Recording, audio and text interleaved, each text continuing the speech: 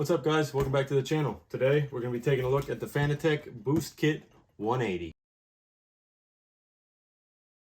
So I got the 5 Nm CSL DD a few months ago, and I got my friend to buy a Fanatec setup as well, and of course he had to get the 8 Nm to outdo me. And I told him to let me know how much of a difference it really is, if it's worth it. He did drive mine a little bit, and then went home and drove his 8 Nm, and he said it's night and day. Obviously from 5 to 8 it's a pretty big jump, so I'm excited to see. I did fess up the $150 on Fanatec to buy this, which is a big controversy. You know, a lot of people saying you can get this on eBay for really cheap. But after kind of doing some research, and if you want to get a quality one on eBay, you're probably looking at $50 to $75 with shipping, probably closer to $100. And this being $150, I think $175 shipped. It was worth it for me to just fess up the money and get the part from the manufacturer, because I do care about my Fanatec wheelbase and I want to make sure I use something, especially from the power source side, that's kind of made to go with it. So here we have it, Boost Kit 180 from Fanatec. Let's get this baby unboxed.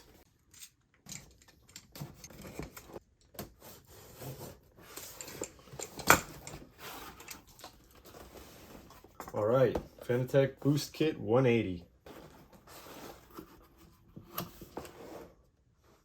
All right, got a little scared there. This is just an empty piece, I guess. And here we have it.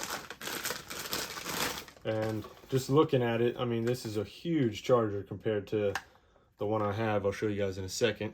So it comes with the attachment for the wheelbase, and then your power cord from the adapter. So comparing the two, here's the 5 Nm pack, and here's the 8. So pretty big difference there. Obviously that should give us a lot more output, a lot of detail, and way more feedback. So let's get this baby plugged in and see what it's all about.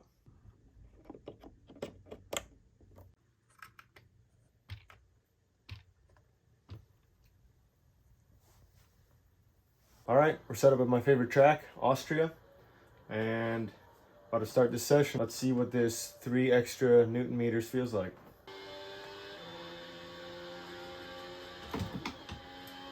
Oh my God.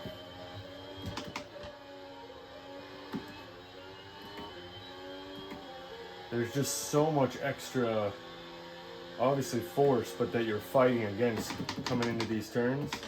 It's really fighting back.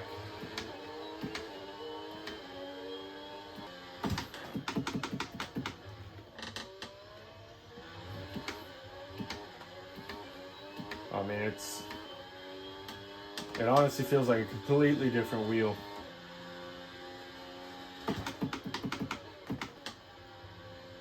I'm already sweating half a lap in. I left my settings the same as I had them for the 5 Nm because I just wanted to compare. Obviously I'm gonna have to tweak these a little bit. Probably the natural dampener will need to go down.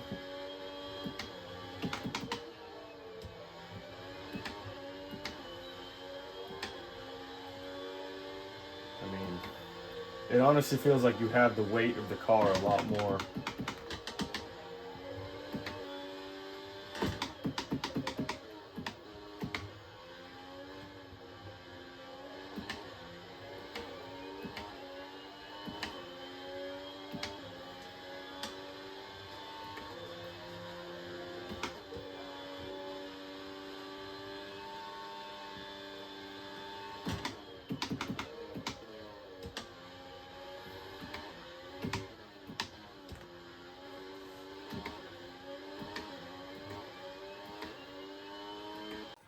Whew. All right, I think I've ripped enough laps with this now to give an honest feedback.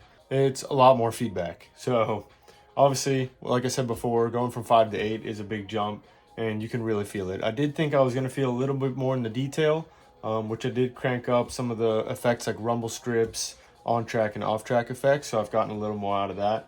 But I'm also excited to plug this into a PC eventually and try it out on iRacing and really see the difference there. So $150, again, it's a lot to swallow. If you're looking for a little better of an experience, get you a little more physically active during your laps, then definitely get the boost pack.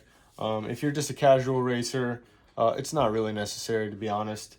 especially at 150 bucks. If they come down 100 bucks, I'd say, yeah, it's definitely a go for anybody. But right now, it's not a must in my book. Just my personal opinion. I am still happy I got it. I do put a good amount of laps in every week, especially in the leagues with my buddies. So I was happy to get this and get a little bit closer to that realistic experience. So that's all I got for you guys today. I hope you enjoyed the video. Hope you got something useful out of it. Make sure you like and subscribe, and I'll see you in the next one. Peace.